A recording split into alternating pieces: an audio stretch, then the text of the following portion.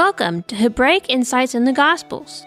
Join us every Sabbath on Zion Road Radio for a look at the life, deeds, and words of Yeshua Messiah and his followers from the Torah-centric Hebraic perspective they were originally lived and written in.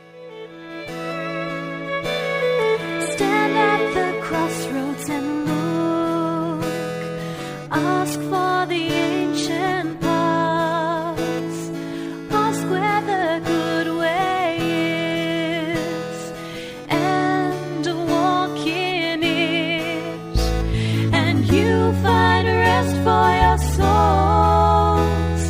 You find rest for your souls. Oh, you find rest for your souls when you walk in his way. Today's program is on Mark chapter 8, verse 27 through Mark chapter 9, verse 13. We don't have enough time in today's program to read the whole portion, so please get out your Bible and follow along. What did Messiah mean when he was talking about the gates of Hades? Why did Yeshua choose the area of Caesarea Philippi to reveal who he was and to reveal secrets of the kingdom? What were the disciples seeing when they saw Messiah meeting with Moses and Elijah? Was Messiah being too harsh when he said, "Get behind me, Satan," to Peter? Why was the truth Messiah was trying to tell them so important? Are there paradigms we might not understand? If we let him, will Messiah help us to break through our false paradigms like he did with the disciples? Can he help us with seeing the kingdom? Stay tuned through to the end of today's program for Eliyahu ben David's insight on these questions and more in Mark chapter 8, verse 27 through Mark chapter 9, verse 13. And now, here's Eliyahu ben David. Stand at the crossroads and look. Ask for the ancient paths. Ask where the good way is, and walk in it. What we're going to be discussing is this theme, seeing the kingdom. And these verses are actually very profound. They cover the portion of the book of Mark where Messiah actually reveals who he is and even goes beyond that, giving some of his disciples a vision of Messiah in glory. And we're going to see that in Mark 8:27 through 9:13. On seeing the kingdom. And you know, that's what I'm seeing as I'm looking at these verses. Seeing the kingdom. And I'm seeing the Talmidim seeing the kingdom. And I think that's really exciting. At the beginning of these verses, it says, Yeshua went out with his disciples into the villages of Caesarea Philippi. Now, we hear a lot of strange names as we go through the Gospels, but all of these places are significant. And some questions come to mind here. Why did Yeshua choose the environs of this place, Caesarea Philippi, to reveal who he was and to reveal secrets of the kingdom? Well, Caesarea Philippi is in the area of Mount Hermon. And we want to talk about Mount Hermon for a minute. The word Hermon means sacred mountain or a sanctuary, according to a couple of different sources. And in one place in the book of Deuteronomy, it's called Mount Sion with an S. Now, this is not the same as Zion. It's spelled differently. And it specifically says that Mount Sion is also called Hermon. And Sion means height, lofty, peak. It's referring to the tremendous height of Mount Hermon in relation to all the topography of the area. Mount Hermon lies on the modern-day Lebanon-Syria border. And it includes the contested Golan Heights. So we're talking about an area that figures prominently in our news right now. Right now, near this area, there are literally thousands of missiles trained on Israel by Israel's enemies. There have been firefights very close to this in this area, and this is very much an active area right now in things that we've seen in the news and things having to do with Israel. Mount Hermon is indeed a high mountain. It rises 9,232 feet at its highest point. And for ancient Israelites and others, it seemed as if Mount Hermon actually went up and touched right into heaven. Very interesting. The book of Enoch talks about Mount Hermon, and we've discussed this before. I've talked a lot about this mountain in the Daniel seminar. And this is the mountain, according to the book of Enoch, where the angels that sinned, the sons of God, came down and fomented a rebellion, not only among the angels, but also among the people. And the reason for this is that they saw that the women were beautiful. And so they forsook their heavenly dwelling and came down to take women for themselves. It says they descended in the days of Jared on the summit of Mount Hermon. So this mountain is a very special place. It is actually where this rebellion in the earth was first fomented by the angels that sinned on this very mountain. This is where they came down. Enoch also says that their women became pregnant and bare great giants. When men could no longer sustain them, the giants turned against them and devoured mankind. And this simply gives us more information on things that the book of Genesis already talks about. And what it's telling us is about the Nephilim, the offspring of the angels that sinned and the human women, who were literally giants, much larger than ordinary men and very vicious creatures. Well, in the time of the invasion of Canaan, this region comes up in the scriptures.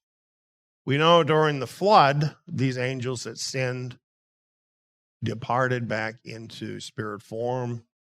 The Nephilim, of course, would have been wiped away as physical beings by the flood, although their spirits lived on in the form of demons who were tormenting people in the time of Yeshua and continue to do that today.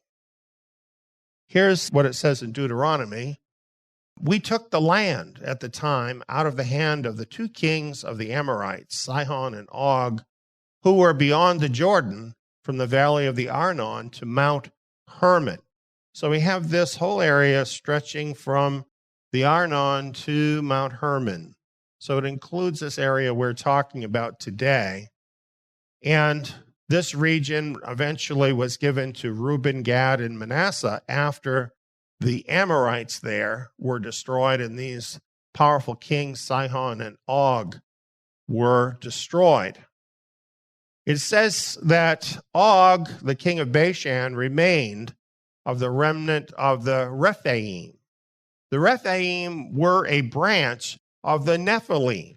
In other words, they were among these giants who descended from the sons of Yahweh. So obviously, this evil mixing of angelic beings and humans was reinstituted at some point after the flood. And the Rephaim were a part of that. And it says of Og, his bedstead was a bedstead of iron. And at that time, it was still actually there for people to see. It says, isn't it in Rabbah of the children of Ammon? So it was a bit of an oddity. People went to actually see this massive iron bed, 9 cubits in length. That's about 14 feet. Now, what kind of a being sleeps on a bed that's 14 feet long? A giant, right? Nephilim. Right in this area of Mount Hermon where this first happened. So I think this is very significant. What we see about Mount Hermon in this area is it has a very close connection with the angels that sinned, and that they even chose to reinstitute this immoral connection with human beings back in this same area as false worship. We'll get into that momentarily. Here's a picture showing Caesarea Philippi. Caesarea Philippi was located about 30 miles north of the Sea of Galilee on a terrace at the foot of Mount Hermon on its southern slope, about 1,150 feet above sea level. This area is located in the modern-day Golan Heights. So this is the area that we are talking about. Already, it's up there. Already, it's higher, but there's a long way still to go, of course, to get to the top of Mount Hermon. So this is the area that we're talking about. Now, this area, Caesarea Philippi, had another name. It had really more than one. Caesarea Philippi was known as Panias, Panium, and today it's known as Banias. This is the Arabic word. They don't have a P in Arabic, so they substitute a B. But all of this is talking about the false god Pan. And Pan is pictured from Greek mythology as a satyr. That is a hybrid human and goat-like creature. And in a number of places in scriptures, it talks about these beings. For instance, in Isaiah, it says, Babylon, the glory of kingdoms, satyrs shall dance there. And Gill's commentary explains this, says, half men and half goats. The Targum, Jarchi, and Kimchi interpret it of devils here. And so the Septuagint version and those that follow it with this agrees the account of mystical Babylon in Revelation 18:2. So these beings, these satyrs, in some way represent devils. That is, the angels that sinned. And this is why they're depicted as having this lustful appetite for the daughters of men. Let's go on a little bit more. And Genesis 6:2 talks about this. God's son saw that men's daughters were beautiful, and they took any that they wanted for themselves. So this is what the place is named after. Panias, that's the Greek name, or Panium is the Latin name. It's named after Pan. So I think you're getting the picture. We're talking about an area that is really the very beginning of demonic worship in the earth in its worst possible form. And this is the place, amazingly, where Messiah chose to reveal who he was and reveal the kingdom. You know, in the Daniel seminar, I teach about 2 mountains. That's what this is all about, isn't it? Because we have the one mountain, Mount Hermon, as fomented by these angels that sinned, starting a new kingdom with themselves at the pinnacle of that kingdom. And Mount Hermon, in a sense, represents that. And then, of course, we have Messiah, the kingdom of Yahweh. And Messiah chose this area to reveal himself as the king, which I think is a very in-your-face kind of move towards these demonic spirits. Well, let's see some more. On the way, he asked his disciples, "Who do men say that I am?" Notice that it's Messiah that's choosing the time to get into this. He's choosing the place, he's choosing the time, he's choosing the topic. And he asks, "Who do men say that I am?" And we have the answers. John the Immerser, others say Elijah, others one of the prophets. In other words, you're a prophet like all the others. But he wasn't happy with that. He didn't want to just hear, "Okay, what have you heard out there about me?" So he says, "Who do you say that I am?" And Peter answered, "You are the Messiah." Was Peter the only one that knew? Probably not. It's just Peter was always the first one to speak. And sometimes that was good and sometimes not so good. But at this point in his life, okay, Peter did not have a great deal of discretion. And so he always wanted to be the guy to speak. And in this case, he was commended for that. Now, there's a little bit more about this in Matthew.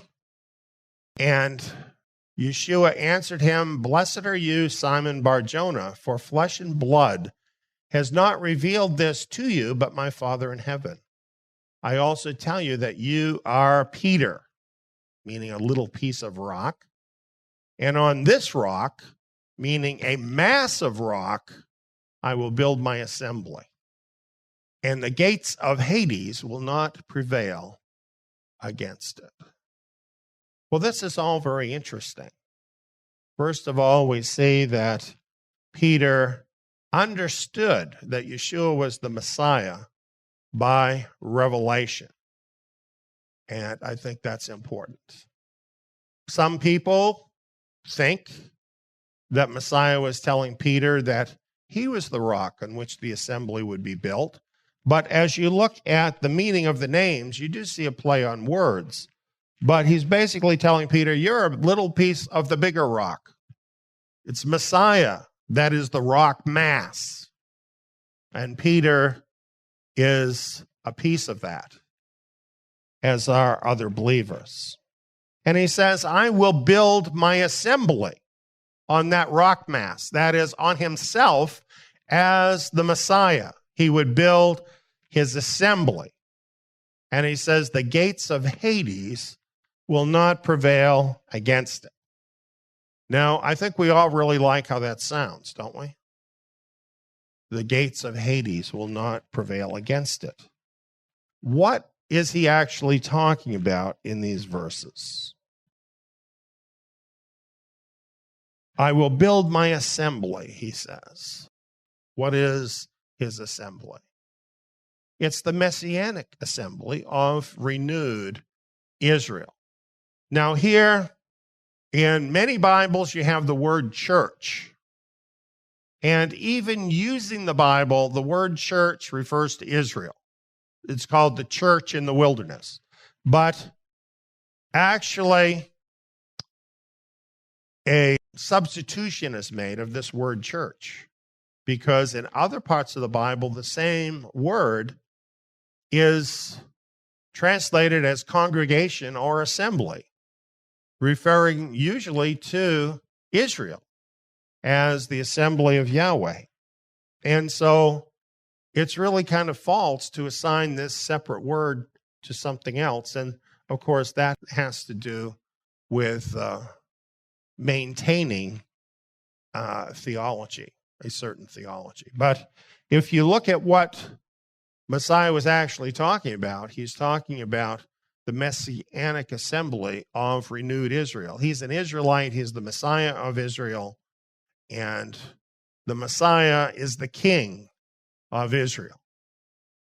And therefore, he's talking about the kingdom government under Israel's Messiah. And that the gates of Hades would not prevail against that assembly. What are the gates of Hades as used here? Well, let's take a look. It's also called the Grotto of Pan. It's a very deep cave in the mountain, in Mount Hermon at the bottom of the mountain, or near the bottom. And we have a quote from Josephus explaining it. He says, Panium, where is a top of a mountain that is raised to an immense height, and a dark cave opens itself within, which there is a horrible precipice that descends abruptly to a vast depth. It contains a mighty quantity of water, the utmost origin of Jordan.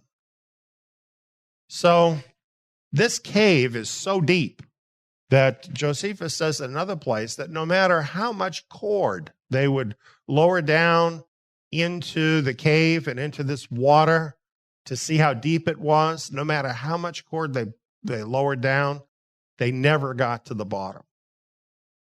So they believed that this was actually the gates to Hades, or to the underworld. And they called it Sech. And they also called it the grotto or the cave of Pan. So, seeing that Yeshua was right in this very area when he names the gates of Hades, chances are he's not just making a general reference, but he's talking about this major feature of this area, this gates of Hades. Now, to see how big that cave really is, it's really quite huge. You see some water that actually comes forth from underneath that cave, which actually does provide headwaters for the Jordan River and, of course, feeds the Sea of Galilee. Well, now we're going to see this gates of Hades as it looked in the first century in the area where it's located. Here we have a painting of that area as it looked in the first century. Now, something that's interesting about this particular area, it was ruled by the Herods, the Edomites. Doesn't that just somehow make sense? And we'll go from left to right. We have the temple of Augustus. That's why the Herods ruled the area, because they built that temple of Augustus there to show regard for Augustus, and therefore they were given this area to rule over. But the temple of Augustus wasn't there originally. The gates of hell were there, however, because they're part of the terrain, right? This grotto of Pan, which is right in behind where the temple of Augustus was located. Right next to the gates of Hades, or the grotto of Pan, we have the court of Pan and the nymphs. And we've already discussed what that's about, right? And then next to that was installed the temple of Zeus, who was supposed to be the king of the Greek and Roman gods. Another god was represented next to that in the court of Nemesis. And then we have the temple of the sacred goats. Again, totally connected with this whole Pan mythology, which is tightly connected with modern day Satanism and Baphomet and everything related to that. This all goes back a very long time, really to the very beginning of false religion in the earth. And then, of course, down at the bottom right, we have the temple of Pan and the dancing goats. So that is the area.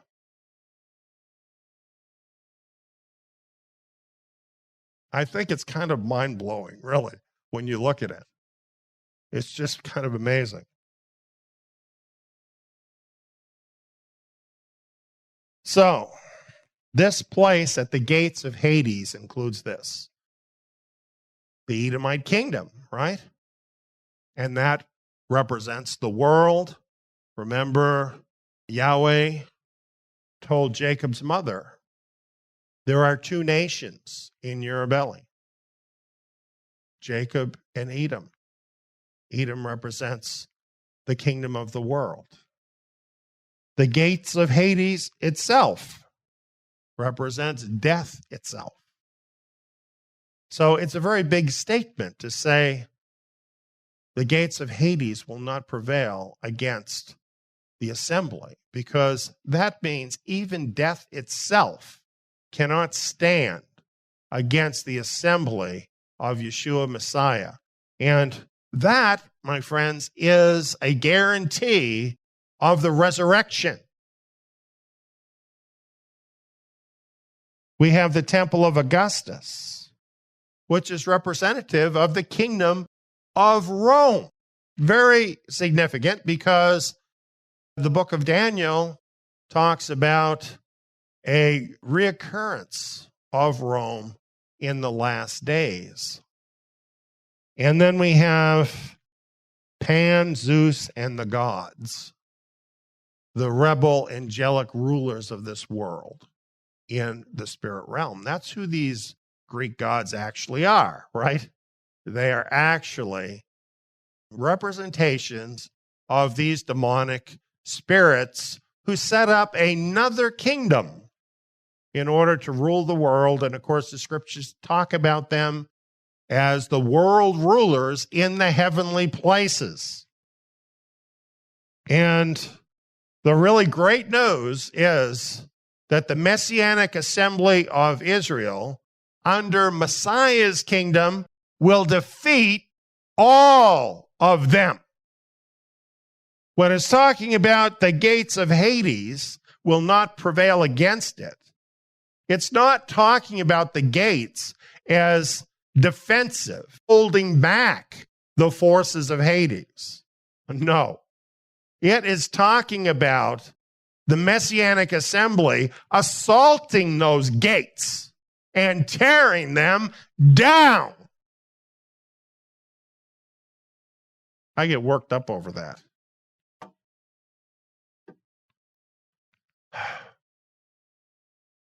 Well, at this point, it says he began to teach them that the Son of Man must suffer many things and be rejected by the elders, the chief priests, and the scribes, and be killed, and after 3 days rise again. Now, that whole message is so essential to every believer. We all kind of feel like everybody must have always known this. But everybody didn't always know this.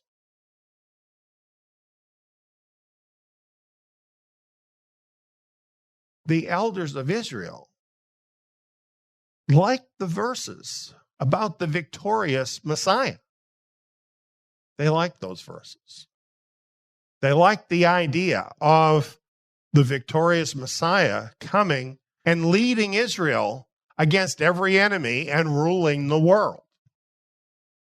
So that's what they talked about when they talked about the Messiah. This stuff about being rejected and suffering and dying, no. It's kind of like some of our mega churches. We just don't like talking about the negative stuff. It kind of sends people away. And, you don't want to put a wet blanket over everybody. So they didn't like teaching that. They didn't see it, actually. People, a lot of times, they only see what they want to see, right? And that's what happened with this. They were just seeing what they wanted to see, the glorious Messiah. So when Yeshua started teaching his disciples about this, you have to realize he's talking about a whole new paradigm that they never heard of before. And let's be honest, it's hard for all of us to adapt to a new paradigm of thinking. So we shouldn't be surprised that they didn't get this right away. It seems surprising to us today because we think, Messiah told them they should just believe it. People don't operate that way. People build a certain scenario in their head. And once that's there, they really don't get another way of looking at things very easily.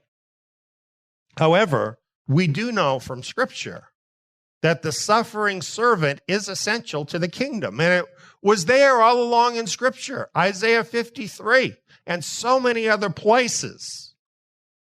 But they focused on the other verses. Of course, modern believers would never do that, right? We would never, miss entire verses and just focus on a certain picture. Well, I have to tell you, that's what the Christian church has been doing for almost 2,000 years. They continue to do that now. Moving on. He spoke to them openly. What does that mean? It means, okay, you've got this other paradigm, but now it's time for me to tell you what's going to happen. I'm going to tell you very openly and plainly exactly what's going to happen. Why is he doing this? He's preparing them. He knows that if it's a shock just hearing this, what is it going to be like looking at him on the cross? So he's starting to try and prepare them for what is ahead. But any idea about Messiah being rebuked and suffering and so on, Peter couldn't deal with that. And probably the rest of them couldn't. So Peter took him aside. And we don't know exactly what he said, but he might have said something like this. Well, Yeshua, if you are saying things like this to people, it's going to really turn them off on your message. You need to maybe focus on things that are more positive, like you have been doing. That's really good. Like these parables, excellent. People love those stories. They like it when you break the fish up and give it to everybody. Don't be talking about dying. Now, he might not have said it exactly like that. That's kind of how I pictured my head. Or he might have said, nothing like that could happen to you. Not you. You're the Messiah. We've been taught the Messiah is going to be glorious. None of that stuff is going to happen to you. However, he said it. Messiah turned around and seeing his disciples. Now, why does it have that in there? It's telling us about that because Messiah is looking, what effect is this going to have on the rest of the disciples, what Peter is doing? So Messiah takes that into account and he rebukes Peter pretty harshly, don't you think? Saying, "Get behind me, Satan." Was that too harsh? I don't think so. I think under the circumstances, with all the disciples watching all of this, Messiah needed to make a very strong statement. He said, "For you have in mind not the things of Elohim, but the things of men." He's telling him, you've got the wrong paradigm in your head. Isn't that what he's saying? You've got the wrong paradigm in your head. You're thinking it's going to be all glorious and wonderful, and you don't have any room in your head for this portion of Yahweh's plan. You're not focusing on the things of Yahweh, his real purposes, what he's really doing. Yahweh is bigger than you. Good advice, isn't it, for all of us? Don't we want it to go easier? The Great Tribulation, are you kidding me? Hard things. Hard things. But you know what Messiah is saying here? The easy way is Satan's idea. The world's way is Satan's idea. Oh, no, you need to do it the world's way. You need to do what I perceive as best for you. You'll always get that, and it'll be Satan talking through people you love. Doesn't mean they're bad people. Unfortunately, this happens all the time among people who even belong to Yeshua Messiah, that sometimes we sink into this where, we are too sentimental. And Messiah knows this, and Satan knows this. Sometimes Satan uses what is best within us, where we care about somebody else, to actually do his work. So be careful about that. Well, Yeshua added more here. He spoke to all those disciples and the multitude that was following him at this point. He called the multitude to himself with his disciples, and he said to them, "Whoever wants to come after me, let him deny himself and take up his cross and follow me." Oh, wow. I like that part of the message so that I could have favor and stuff, but what about this? Why don't they tell you about this when they do the altar call? That you need to take up your cross and follow him. Why don't they tell you that? He told us, and he said, for whoever wants to save his life will lose it. And whoever will lose his life for my sake and the sake of the good news will save it. Isn't that what we do when we accept Yeshua as our Messiah and we are baptized or immersed? We go down under the water. Why are we doing that? Aren't we saying we are dead to our old life? We come up out of the water in our new life in Yeshua Messiah. Very simple. Whoever will lose his life for my sake and the sake of the good news will save it. For what does it profit a man to gain the whole world and forfeit his life? For what will a man give in exchange for his life? These are questions that a lot of people don't think about very much. They're too busy trying to buy a new car, big house, and whatever else it is they're chasing after to really think about these verses. But I would say, living at the end of the age as we are, we should think about these verses and what they really mean for us.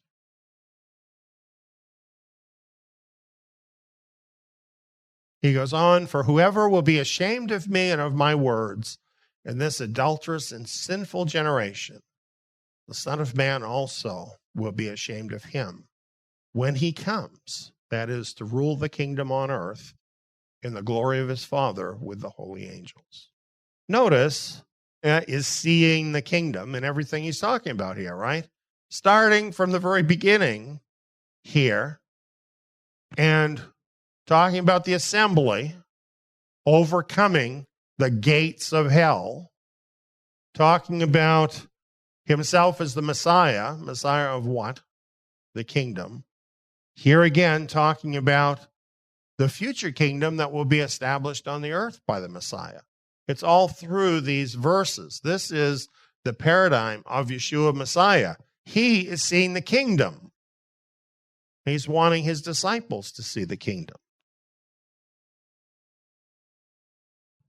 He said to them, "Most certainly I tell you, there are some standing here who will in no way taste death until they see the kingdom of Elohim come with power." Well, right here in this verse, some people say, well, look at that right there.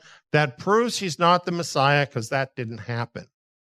The kingdom still hasn't come after all these years, so that can't be true. Well, they got to read the rest of the story. It says, after 6 days, Yeshua took with him Peter, Jacob, and John, and brought them up onto a high mountain privately by themselves.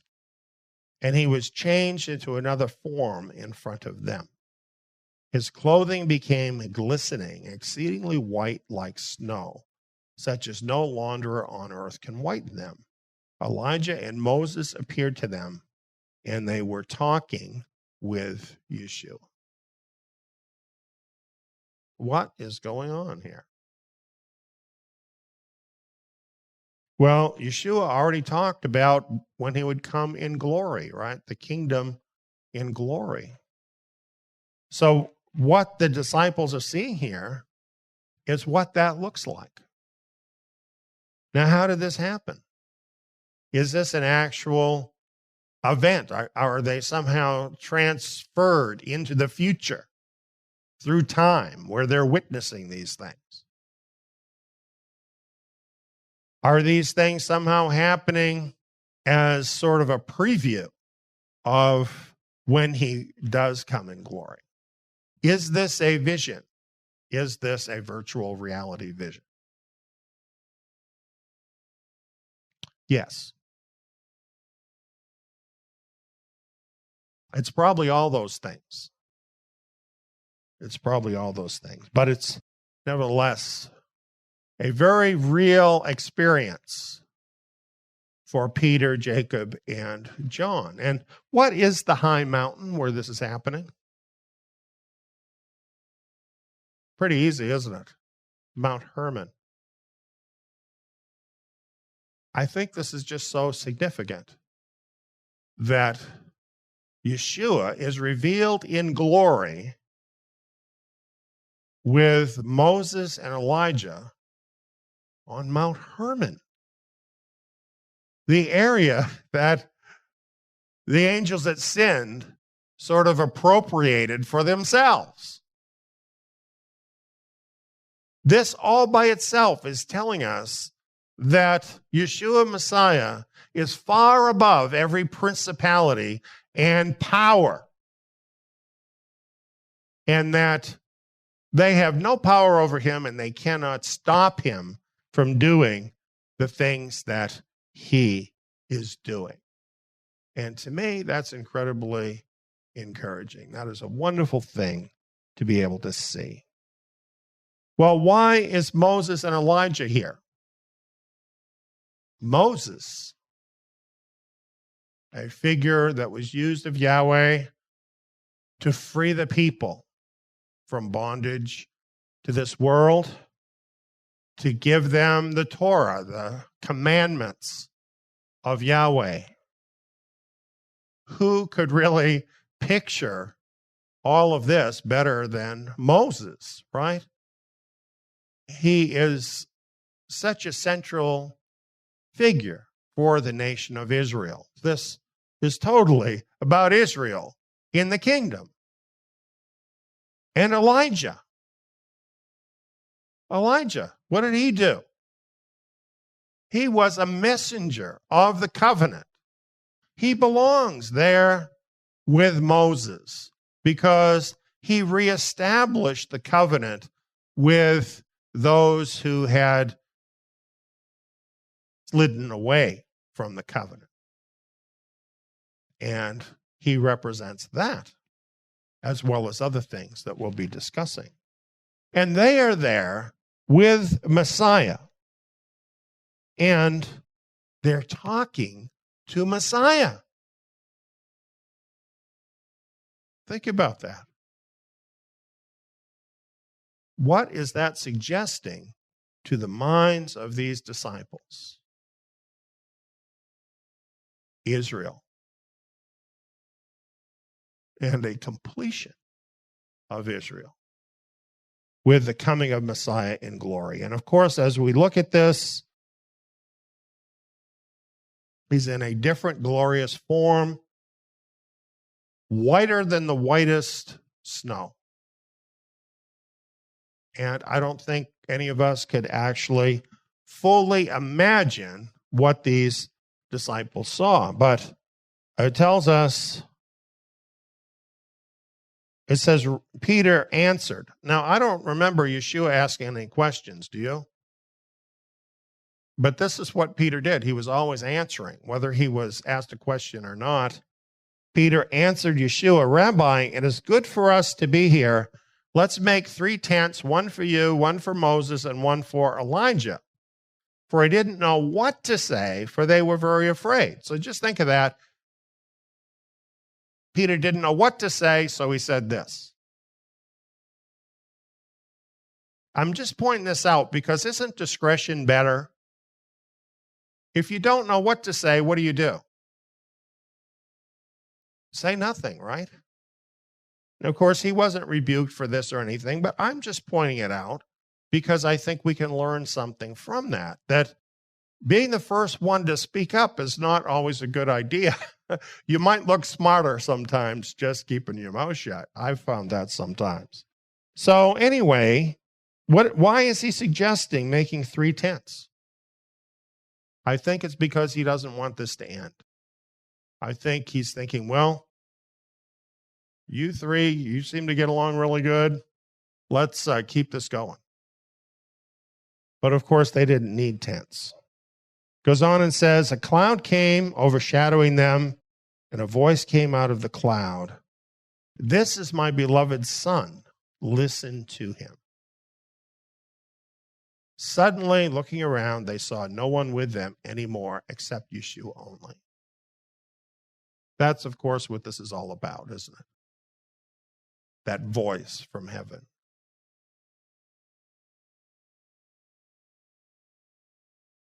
Did they have any doubt at this point as to who Yeshua was? You know, we talked recently about the Pharisees asking for a sign. They weren't going to get one. The disciples get one right here. And they didn't ask for it. Messiah is really thinking about them. He's really thinking about what's going to happen in the days ahead, how hard they're going to be tried. And he's giving them something they can really hang on to.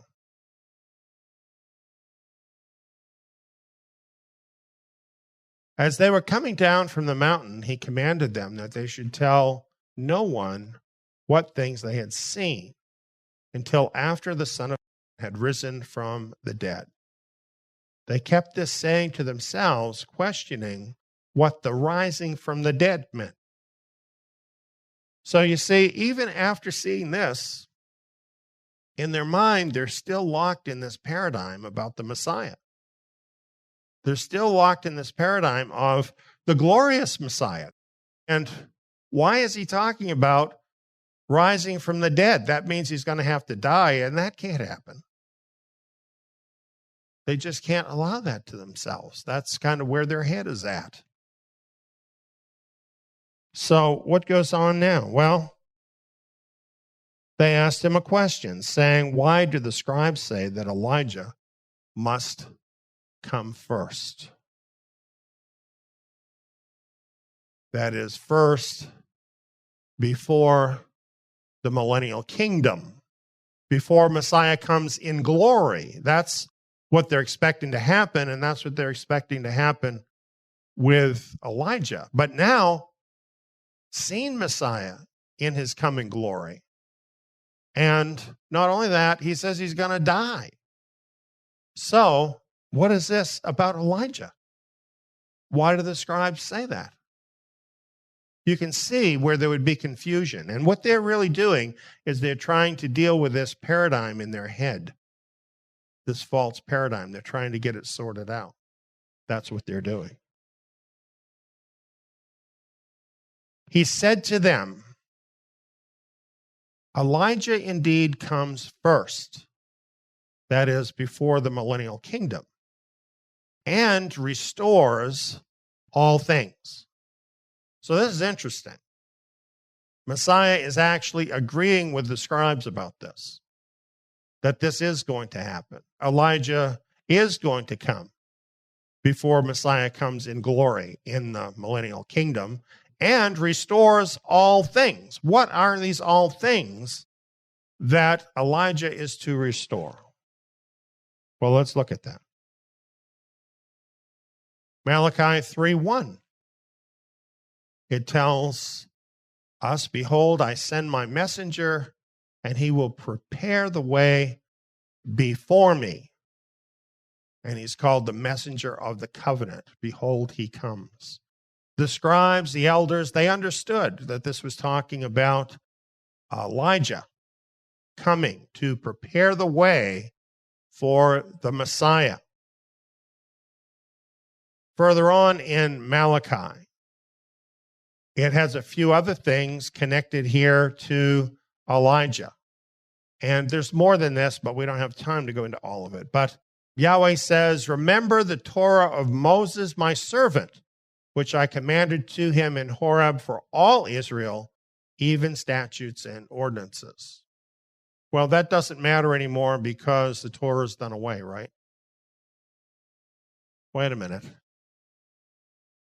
Elijah's going to come, and the Torah is important, and it's for all Israel.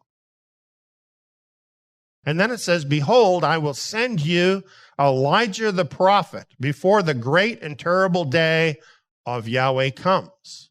He will turn the hearts of the fathers to the sons and the hearts of the sons to their fathers, lest I come and strike the earth with a curse.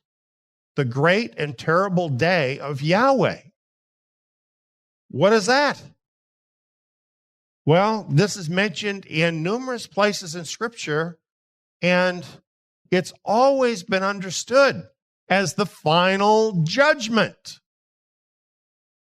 So this is what the scribes say. Elijah the prophet will come before the final judgment, that he would teach the Torah, restore the Torah, and turn the hearts of the fathers to the sons and the hearts of the sons to the fathers. Now, we'll talk about that more in a minute. Here we have the apocryphal book of Sirach, and this is what the scribes believed. This is from the Jewish era, and this was generally accepted as what the scribes believe. And it talks about Elijah there, says a number of different things, but it says to turn the heart of the father unto the son and to restore the tribes of Jacob. So do you think when Yeshua was talking about restoring all things, he could have remembered this verse, could have remembered what it said in Malachi, and realized or been telling them that he would restore the tribes of Jacob? Do you think that could be what he was saying? Well, and by the way, agreeing with the scribes.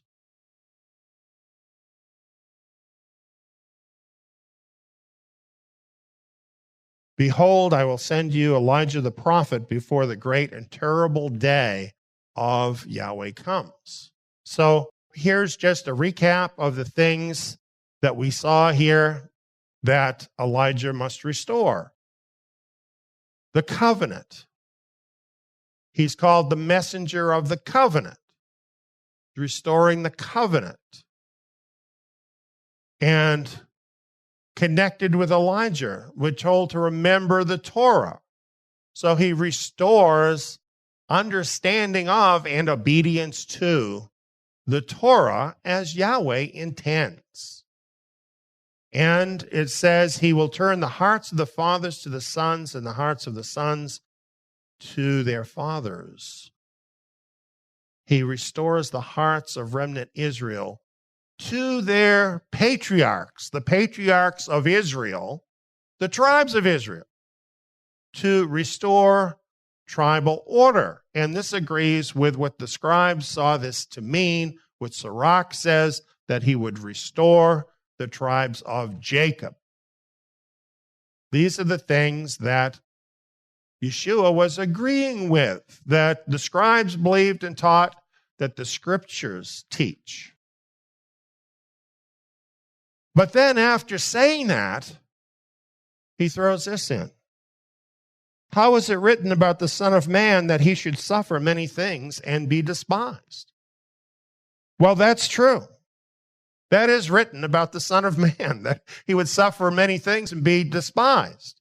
We have this story about Elijah, that he's going to come before the great and terrible day, and that he's going to do this restoration work before Messiah comes in glory. So where does this thing fit in about the suffering Messiah? That's the question. That's the question, and that's the reason for the question. And he asked the question because there's only one obvious answer. Try to figure out another way, you cannot. The answer is this: there has to be two comings of Messiah. First, he has to come unto suffering, and after that, unto completion of the kingdom. And so in saying that, the implication is, if there has to be two comings of Messiah, then there has to be two comings of the forerunner. The first coming unto suffering, which matches what happens with the first coming of Messiah, and after that, unto the restoration of all things, the completion under the glorious Messiah who would come to establish the millennium. And then he says, but I tell you that Elijah has come, and they have also done to him whatever they wanted to, even as it is written about him. And of course, he's talking about John the Immerser here, the first coming of Elijah, or the first return, you might say, of Elijah as the forerunner of the suffering Messiah. So there has to be two comings of Messiah, and that would require two forerunners. Two comings of a forerunner. So that's what he was talking about there. So he dealt with their false paradigm, and he answered questions about it to help them understand what was really going on. Now, we have such a wonderful example of this same thing, because through the second half of the 20th century, it was speculated that before the 70th anniversary of the state of Israel as a nation, all the things of Matthew chapter 24 would happen and Messiah would return. What is that if not a false paradigm? And can't you see that? Because it didn't happen. It has to be a false paradigm, right? And yet, we have so many books that came out telling us that it had to happen, first of all, in 40 years from the state of Israel first being founded. And then when that didn't happen, they said 70 years. And of course, now that hasn't happened. There's a false paradigm there. Do you think that paradigm needs to be broken? Do you think that it's all wrong? Were the scribes all wrong?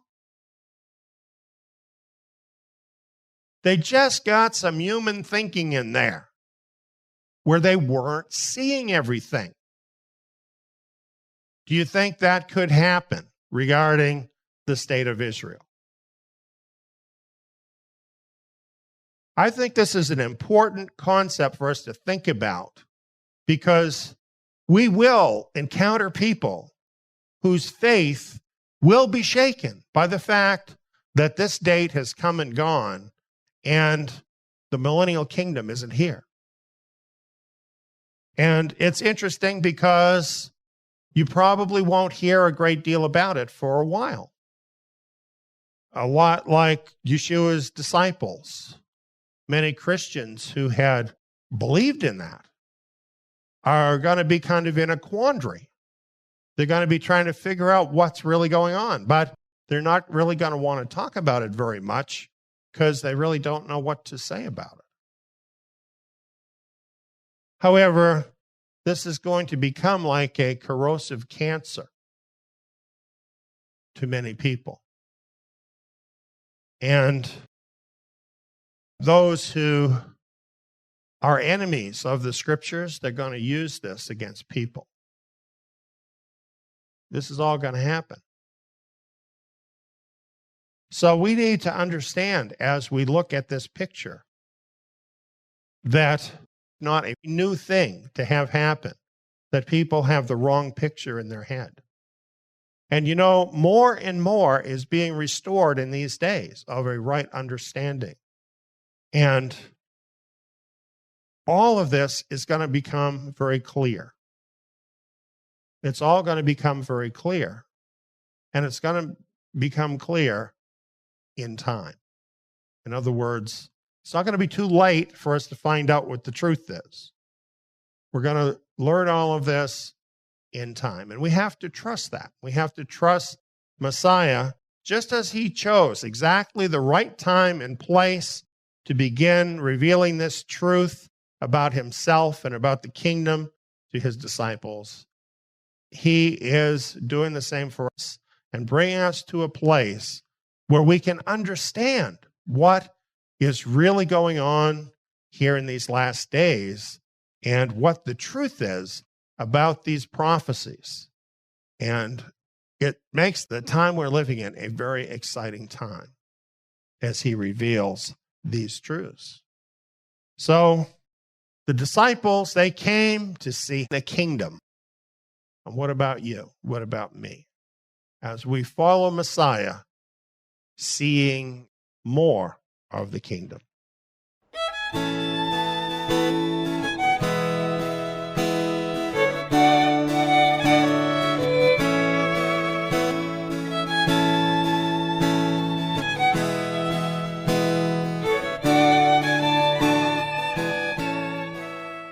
You have been listening to Hebraic Insights in the Gospels.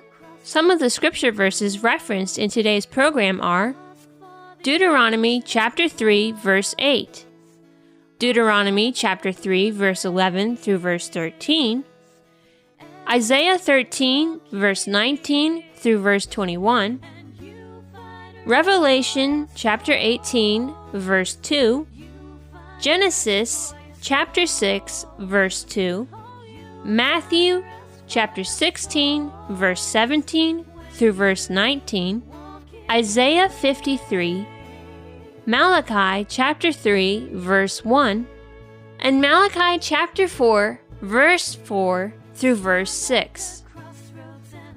Some of the other references are Sirach 48, verse 1, Sirach 48, verse 10 through verse 11, Enoch chapter 6 and chapter 7, and Josephus' Wars of the Jews, Book 1, chapter 21, section 3. Further teachings and study materials on the word ecclesia, translated from the Septuagint as assembly in the Old Testament, but as church in the New Testament, the believing assembly of Israel in the first century, the way that believing Gentiles were grafted into the believing assembly of Israel in the first century, the rock on which the assembly was built and on which the restored assembly of Israel is being built today, the Daniel Seminar, the fallen angels, Mount Hermon, Messiah in biblical prophecy, Elijah in biblical prophecy, end time prophecy, the timing of biblical prophecy, the final judgment, and seeing the kingdom, along with many other related topics, can be found at our membership site, Zion Tabernacle. Sign up is free. Just go to zion.net. That's TSIYON.NET.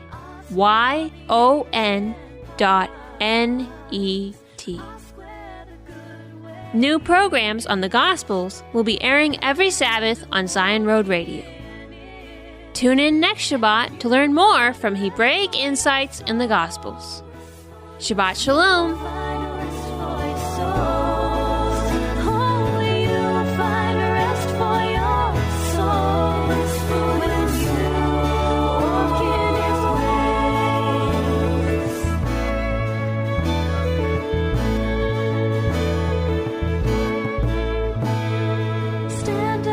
Crossroads and look, ask for the ancient paths.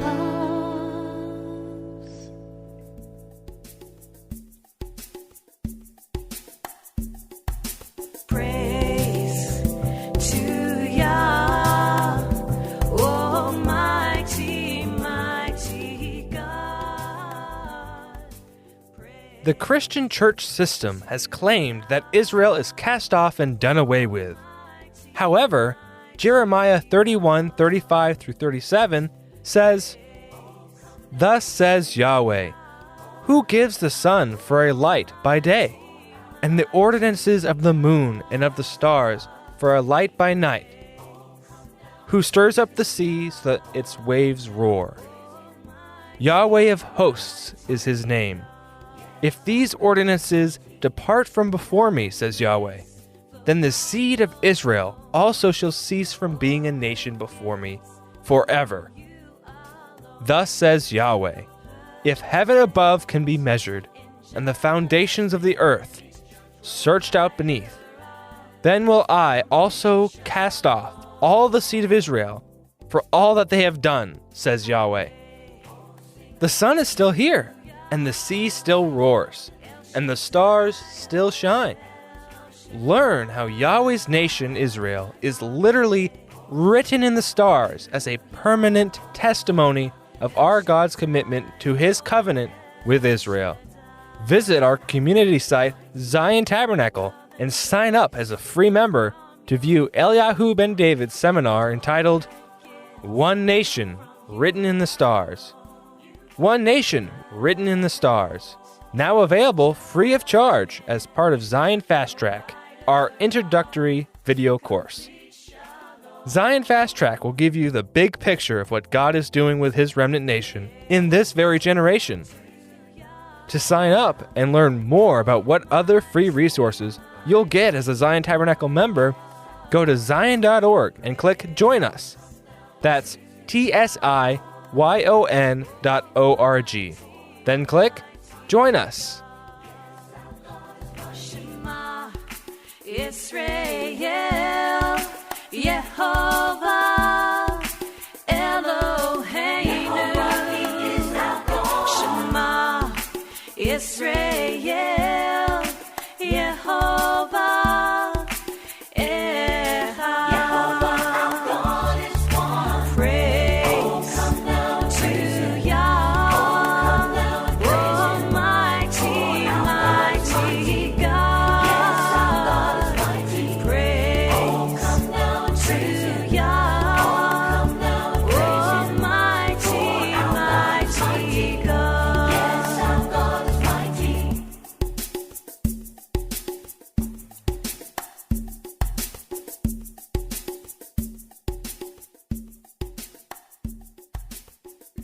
Oh, come now and praise him. Oh, come now and praise him. For our God is mighty. Yes, our God is mighty. Oh, come now and praise him.